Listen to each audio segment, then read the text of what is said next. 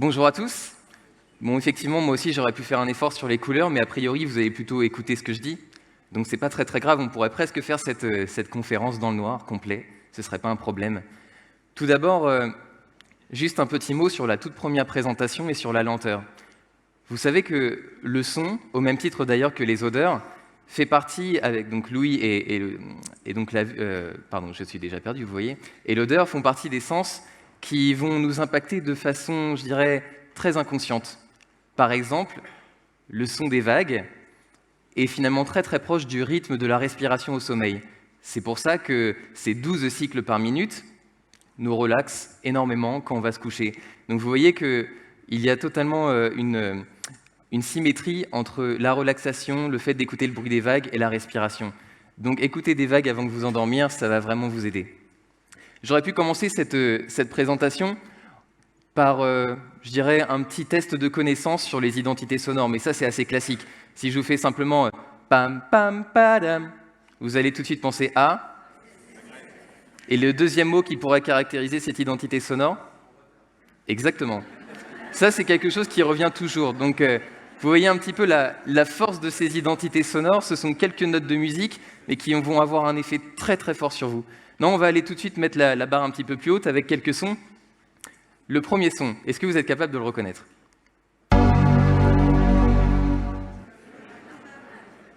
Exactement. Le MacBook qui s'allume, il est intéressant pour moi parce qu'il y a deux éléments. Il y a d'abord l'élément ergonomique, c'est-à-dire que quand vous l'allumez, s'il n'y a pas de bruit, vous dites « Merde, j'ai pas de batterie, je ne vais pas pouvoir travailler dans le train ». Et le deuxième élément, c'est que ce son, ça devient une signature sonore. Signature sonore pour, bien sûr, l'univers Apple, l'univers Mac, mais si vous entendez ce son dans le train, vous dites « Ah, j'ai un copain qui a le même modèle, ou peut-être en tout cas qui est chez Apple aussi ». Tout ça, c'est inconscient, bien sûr, vous ne le dites pas comme ça. Deuxième son. Est-ce que vous pouvez me dire peut-être le type de véhicule, en tout cas, ou au moins le modèle? Exactement. Ici, on a une véritable fonction ergonomique. Vous voyez qu'en ce moment, on a le mondial de l'automobile et on parle de plus en plus des véhicules électriques. Les véhicules électriques ne créent pas de son en dessous de 30 km/h. Et donc, depuis déjà les années 2000, on a des associations de malvoyants qui se sont dit « Attention, nous, on se repère uniquement à l'oreille ». Donc, il va falloir créer des sons artificiels à ces véhicules. Et l'exemple de l'Harley-Davidson est très intéressant parce que ce son est une signature sonore. La ligne d'échappement avait été brevetée. Maintenant, le brevet a été revendu à des Chinois, peu importe. La ligne d'échappement a été brevetée pour créer ce son si particulier que les amateurs, les bikers, appellent le potato potato sound. Potato, potato, potato, potato, potato. Ce son comme ça, donc le potato potato sound, est reconnaissable entre tous. Un autre son.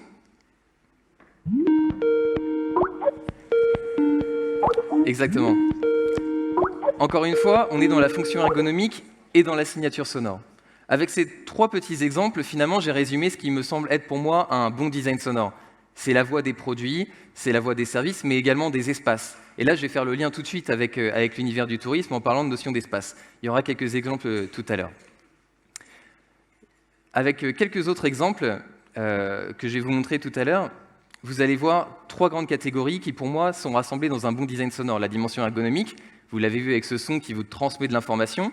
Les émotions, une signature sonore, une marque. Et là, bien sûr, on fait le lien avec tous les autres sens, la couleur, avec les odeurs, etc. En sachant que le son, au même titre que les odeurs, c'est quelque chose de très particulier parce qu'on ne peut pas s'en prémunir. J'arrive derrière vous, je vous fais ça, vous ne me voyez pas. Par contre, je tape dans mes mains, et là, tout de suite, vous allez sursauter parce que le son a cette capacité à aller tout de suite impacter votre cerveau. Et ça, c'est parce que nous sommes des animaux et que, bien entendu, les sons, à l'époque, en tout cas, il y a très très longtemps, quand on chassait encore la bête dans la forêt ou dans la pampa, on avait ces réflexes de dire que l'absence de son était finalement un danger, parce que les oiseaux se taisent quand un danger approche, et on était très très sensible à tous ces sons qui nous entouraient. Et donc, c'est quelque chose de très primitif. Les sons vont avoir un impact très très fort sur nos émotions, et au final, la résultante, je dirais, c'est une image de marque. Donc, repensez à la SNCF, repensez au son du MacBook, etc., etc. Quelques exemples très particuliers qui vont vous montrer que ne pas traiter l'essence dans une globalité, ce qu'on appelle finalement la qualité perçue, c'est une erreur. Par exemple, les rouges à lèvres, c'est quelque chose qui est très étudié. Il faut savoir que le design sensoriel, grosso modo, c'est très étudié dans l'automobile, en tout cas dans les transports et dans les cosmétiques. Pourquoi? Parce que finalement, il y a beaucoup d'argent, donc on va mettre énormément d'argent et qu'on sait que derrière, il va y avoir un impact extrêmement fort. Effectivement, la couleur va nous guider directement dans le magasin vers tel ou tel produit. Mais ils se sont rendus compte qu'il y avait un élément supplémentaire qui allait guider l'acte d'achat. Et cet élément supplémentaire, en tout cas, qui n'est pas anodin, c'est le son. Notamment le son du clic, du tube de rouge à lèvres. J'imaginais un tube de rouge à lèvres, admettons 60 €. Bon, je ne suis pas très spécialiste, à vrai dire, du tube de rouge à lèvres, mais j'imagine que c'est assez cher pour un tube de rouge à lèvres. Et donc, si je le prends comme ça dans le magasin et que je le ferme et qu'il fait... Votre cerveau, il va le comprendre tout de suite. Il va dire « Ouais, bon, on a essayé un petit peu de m'enfler, c'est un plastique de très mauvaise qualité, ils ont mis... alors ça se fait beaucoup dans l'industrie des cosmétiques, c'est de mettre des petits morceaux de métal à l'intérieur des bouchons, parce que le poids donne aussi une impression de qualité. Donc on a l'impression que c'est une qualité qui est pas mal. Par contre, le son est mauvais.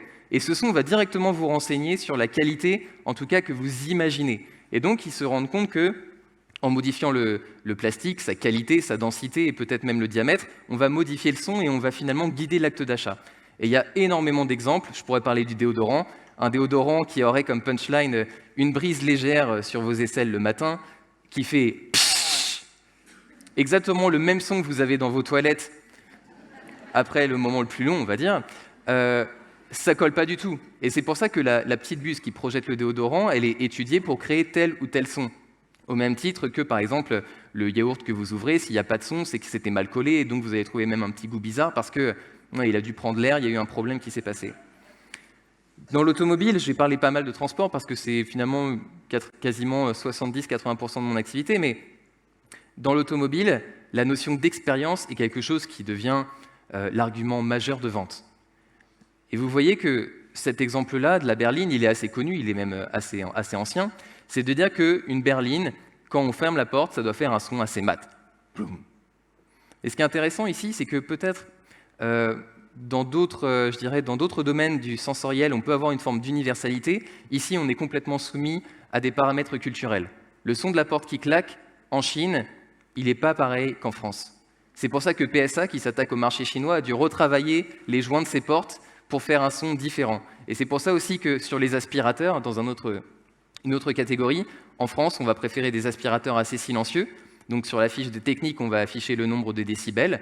Par contre, au Mexique, on n'affiche même pas le nombre de décibels parce qu'il faut que ça fasse du bruit pour montrer que c'est puissant. Et en Asie, il faut que le son soit plutôt dans les aigus. Donc il y a déjà des paramètres culturels qui vont faire varier tout ça. Et un dernier exemple, la télécommande. La télécommande, pareil, on met du poids à l'intérieur, on va mettre des éléments métalliques pour donner l'impression que c'est quelque chose de qualitatif, alors qu'en fait, il n'y a rien dedans. Et on va ensuite travailler sur le son de tous les petits boutons. Alors comment ça marche? C'est très très simple. Vous voyez, quand on parle de design sensoriel, on est très tenté finalement d'avancer des arguments scientifiques, aussi peut-être parce que les décideurs ou les acheteurs sont très sensibles à ça. Si on leur dit, vous allez voir, si on travaille un petit peu le son, vous allez vendre un petit peu plus. Ouais, d'accord, mais en fait, on n'a pas véritablement besoin de changer le son, par exemple, d'une page web ou le son d'un audio guide. Le text-to-speech va nous suffire. Bon, voilà, on peut avoir toujours des arguments comme ça, donc on aime bien avancer des éléments scientifiques.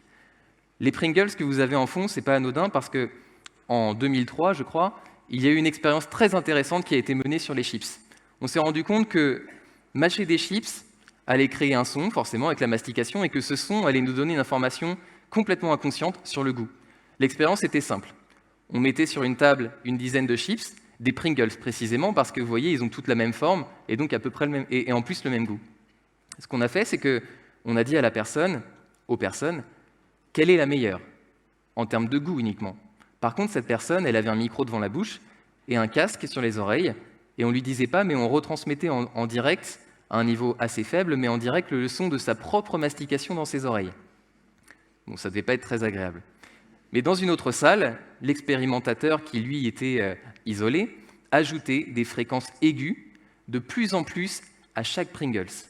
Et le cerveau a complètement instinctivement interprété ces fréquences aiguës comme de la fraîcheur. Et donc systématiquement, le Pringles qui avait le plus de fréquences aiguës dans sa mastication était perçu comme le meilleur. Et ça, c'est quelque chose qui est complètement inconscient, qui est très difficile à percevoir, mais qui est une réalité. Et des exemples comme ça, il y en a beaucoup. Par exemple, la nourriture dans les avions, elle est très salée parce que le niveau de bruit ambiant va avoir tendance à diminuer nos capacités de perception gustative. Et donc, on va saler la nourriture un petit peu plus pour amplifier les saveurs, pour compenser ce problème. Et donc, si vous voulez, tous ces éléments-là, en fait, à partir du moment où on perçoit la cohérence entre les sens, parce que la sensation que vous vivez à un instant T est bien la résultante de tout ça. Les odeurs, la lumière, la couleur, le toucher, tout ça au même moment analysé par le cerveau. Et donc, tout ça deviennent finalement des opportunités. Mais il faut toujours trouver un juste milieu. Le juste milieu, ce que vous voyez sur cette image, par exemple, il faut transmettre de l'information en continu. Ici, une personne qui traverse parce que quelque chose qui est très contemporain, écouter de la musique tout le temps dans la rue pour se prémunir justement du bruit ambiant, eh bien, on ne va pas entendre les véhicules arriver. On a un tramway ici qui a l'air assez moderne, très contemporain, et pourtant, la petite cloche du tramway, c'est exactement la même qu'il y avait 100 ans. Et donc, on a bien une transmission d'informations. Par contre, au niveau de l'histoire qu'on raconte, il n'y a plus beaucoup de liens. À droite, vous voyez un projet sur lequel on a travaillé, qui a été fait donc en collaboration avec Airbus, Italdesign et Audi, sur des drones autonomes qui pourraient, comme ça, voilà, vous êtes dans la rue, dans la ville, dans votre petit véhicule autonome, et ensuite, il vient vous chercher avec un drone et il s'envole. Vous imaginez bien que sur un véhicule comme ça, qui va peut-être coûter des millions d'euros, il est impensable d'avoir des sons qui vont illustrer un moyen de transport qui était présent il y a peut-être 150 ou 200 ans. C'est absolument impossible. C'est ce qu'on appelle la cohérence sensorielle. Et cette cohérence sensorielle, elle est absolument partout. Parce que le son, comme je le dis, c'est quelque chose qui va avoir un effet sur nous de façon très inconsciente, donc pour le meilleur, mais malheureusement pour le pire. Si par exemple, j'essaye de parler avec cette ambiance sonore autour de moi, et qu'en plus je parle très très fort parce que j'ai un problème à la gorge, ou encore pire, imaginons que nous sommes dans une salle de classe, vous allez avoir du mal à comprendre ce que je dis, vous allez peut-être entendre seulement 50% des mots. Bon, je voulais simplement couper, tant pis. C'est ce qu'on appelle l'intelligibilité de la parole. L'intelligibilité de la parole. C'est quelque chose de primordial. Les exemples donc je reviens dessus, par exemple les salles de classe, les open space ou les salons, comme ici, c'est quelque chose vraiment de très important. On estime que dans une salle de classe dont la réverbération serait trop longue et donc on perdrait en intelligibilité de la parole, c'est-à-dire le taux de mots qu'on va être capable de percevoir, va diminuer de 50%. Dans un open space, je ne sais pas s'il y en a parmi vous qui travaillent dans des open space, mais on considère qu'un open space dans lequel il y a des personnes qui travaillent en écoutant de la musique et d'autres qui communiquent au téléphone juste à côté, on va avoir des diminutions de productivité jusqu'à 66%. Vous imaginez 66% tout simplement parce que vous n'êtes pas capable de focaliser votre attention sur ce que vous faites. Votre cerveau, il va aller chercher à droite à gauche les informations. Je reviens sur la salle de classe, c'est exactement la même chose. On considère qu'un élève au fond de la salle comprendrait seulement 50% des mots du professeur. Ça ne veut pas dire qu'il comprend vraiment rien, parce que le cerveau a cette capacité à, je dirais, combler les trous, combler les vides, mais on va avoir quand même une diminution de l'apprentissage, et surtout, ils vont devoir travailler beaucoup plus. Donc les sons dans les espaces sont complètement à travailler, et c'est pour ça que dans des salons, il est vraiment primordial d'imaginer des espaces pour travailler, des espaces pour se rencontrer, des espaces pour déjeuner, et de ne pas tout mélanger, parce qu'en fait, on se retrouve des fois, vous avez certainement vécu ces expériences dans des salons ou des festivals, où tout est un petit peu mélangé. Alors il peut y avoir un côté très fun, avec voilà, un élément central pour déjeuner, avec autour des stands, mais finalement on ne comprend rien, il y a trop de bruit, il y a un petit peu de musique, il y a quelqu'un qui est, par exemple, la retransmission de la conférence en direct dans l'espace de présentation, tout ça, ça va perturber complètement l'expérience, on va avoir du mal à comprendre finalement ce qu'on nous dit. L'autre exemple, et qui finalement, pour moi, le plus intéressant et qui se rapproche le plus de mon métier, je ne suis pas acousticien, par contre, je suis designer sonore, et donc je suis capable de créer des ambiances sonores qui vont vous emmener vers un ailleurs. Et la théâtralisation de l'information, c'est quelque chose qui peut être utilisé à bon escient n'importe où, que ce soit dans des audioguides, que ce soit dans du musée, que ce soit dans n'importe quel type d'expérience de tourisme, parce que le son va avoir cette capacité, je dirais, à mettre une sorte de voile à peine visible sur les éléments que vous voyez déjà. C'est quelque chose d'indicible, complètement. Par contre, il va ajouter une couche supplémentaire de compréhension, d'information et nous emmener vers un rêve. Ici, vous avez un exemple de la tapisserie de l'Apocalypse qui est exposée dans le château d'Angers, pour laquelle on a travaillé sur des ambiances sonores très très délicates. C'est-à-dire qu'on ne va pas mettre du gros matériel et on va balancer la sauce avec des musiques qui pourraient évoquer cette période. Pas du tout, on est plutôt dans quelque chose de très très délicat et qui vont simplement donner une autre couche d'information. L'importance de la qualité audio, de la qualité des créations, autant que la qualité de la voix, est quelque chose de très très important. Si vous travaillez sur des audioguides, si vous travaillez sur des applications, bien sûr, vous pouvez utiliser des moyens beaucoup plus faciles, par exemple donc le text-to-speech, les voix de synthèse. Mais au final, si vous avez une cohérence en termes de couleurs, en termes d'ergonomie, en termes de graphisme, et puis que vous avez tout un storytelling sur, je dirais, bon, grosso modo, l'excellence de votre application, mais que derrière, vous avez des voix et des sons qui sont dignes des premières applications il y a 20 ans, vous avez une incohérence sensorielle, et là, vous allez casser complètement toute votre expérience. Alors, encore une fois, c'est très difficile à percevoir et à mesurer encore plus, c'est pour ça qu'on fait énormément de tests utilisateurs, mais il y a un véritable intérêt. Ensuite, une autre opportunité qui se dégage et qui est à mettre en parallèle avec une prise de conscience sur l'accessibilité, c'est pour moi la signalétique sonore. La signalétique sonore, elle est très très peu traitée, je dirais de façon générale, on la traite avec des petites balises comme ça pour guider les malvoyants, mais en réalité c'est une vraie opportunité pour habiller des espaces morts. On a parlé tout à l'heure très brièvement des parkings. Les parkings, ça fait partie de tous ces espaces qui sont des non-espaces, c'est-à-dire qu'on rentre dedans, il n'y a pas réellement de personnalité, et donc on va avoir tout un imaginaire collectif qui va se développer autour de ça. Bien sûr, malheureusement, la notion de viol, la notion d'agression, et donc on va essayer de masquer tout ça, et en tout cas de perturber le cerveau en mettant des lumières, des couleurs et de la musique. Le problème, c'est que la musique dans les parkings, c'est très souvent la radio locale, avec en plus une qualité absolument pourrie, ou alors on va mettre des musiques classiques et finalement qui n'ont pas beaucoup plus de lien avec le parking. Mais tous ces espaces-là, on peut vraiment les scénariser et créer une sonification personnalisée. Alors ici, j'ai un exemple, on est par exemple sur un hôpital sur lequel on a travaillé dans les escaliers, parce que très souvent, on travaille tous les espaces, mais tous ces interespaces comme les escaliers, les parkings, on ne les travaille pas du tout, et pourtant, ils peuvent faire partie intégrante d'un récit. Juste un exemple. Glad to see you again. You're in the right direction. Keep going straight. Content de vous revoir. Vous êtes dans la bonne direction. Continuez tout droit. Cette qualité audio, ça on a travaillé ça avec la SNCF, cette qualité audio, est-ce que vous avez déjà entendu ça, que ce soit dans un train ou dans une gare? Juste la qualité, hein. Ça m'étonnerait beaucoup parce que si vous êtes déjà passé par la gare Montparnasse, vous avez des grandes colonnes audio qui coûtent une fortune avec un son absolument minable, parce que finalement on s'en fout un petit peu du son de façon générale, ça commence à changer, mais grosso modo on s'en fiche un petit peu. Les choses sont en train de changer, et on se rend compte qu'utiliser de la voix humaine de bonne qualité et surtout avec une diffusion très très localisée, ça va avoir un véritable intérêt pour transmettre de l'information et des émotions. Donc ce que vous avez entendu, c'est quelque chose qu'on avait imaginé avec des canons à son. Malheureusement, je n'ai pas le dispositif pour vous faire une démonstration, mais ce qu'on appelle un canon à son, et c'est quelque chose qui peut, pour vous, vous être très utile dans vos pratiques, c'est quelque chose qui va localiser le son de façon très précise. Et ça, c'est vraiment quelque chose à expérimenter. Si vous pouvez tester ça, un canon à son, ça va vous permettre de diffuser, par exemple, de la voix avec une vidéo de façon très très localisée, mais on peut aussi l'utiliser dans des espaces confinés en réflexion, et donc envoyer le son comme ça à l'intérieur d'une salle, et le son va se répercuter sur tous les murs et créer une ambiance globale très très intéressante. Donc on peut guider les personnes avec du son tout en racontant une histoire. Et pour revenir sur la question d'accessibilité, encore une fois, si vous voulez guider les personnes d'un point A à un point B, soit vous le faites avec des éléments graphiques, soit vous pouvez le faire aussi également avec du son, et là vous allez aider les malvoyants, mais vous allez aider finalement tout le monde. Et un autre exemple, qui lui n'a pas de mots,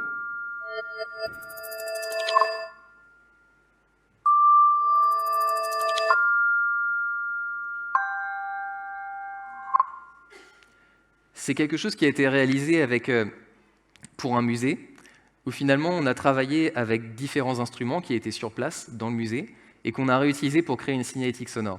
Cette signalétique sonore, vous voyez, elle n'a pas forcément de message à communiquer, elle est simplement là pour intercepter l'attention des personnes et pour leur dire « ici, il se passe quelque chose ». Plutôt que de mettre des écriteaux, plutôt que de mettre de la lumière ou plutôt que de guider avec des personnes, on peut simplement utiliser des petits éléments sonores comme ça. Ce que je voulais vous montrer à travers ces 3 exemples, c'est que finalement le son, c'est quelque chose qui va avoir un impact très très fort sur notre inconscient. Et donc, il faut absolument le traiter d'une part parce que J'en ai pas parlé, je veux pas casser l'ambiance, mais finalement le bruit et le son ont un impact très fort sur notre santé également. Il faut savoir que le bruit, le niveau sonore ambiant, va avoir un intérêt, pardon, pas un intérêt, mais plutôt un effet direct sur la production de cortisol, l'hormone du stress, et donc sur le risque de faire des crises cardiaques. Là, c'est pareil, c'est une petite parenthèse sur la santé, mais le son a ce côté, le son et les bruits a un côté très très néfaste. Mais en même temps, ce sont des opportunités qu'on peut travailler à travers la scénographie pour théâtraliser l'information, et ça, c'est quelque chose qui est, à mon avis, le plus intéressant pour vous.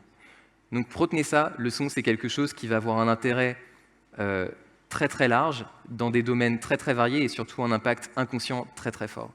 Donc je ne sais pas si j'ai le temps pour une question, mais en tout cas, voilà, j'ai terminé, merci, et très bon après-midi.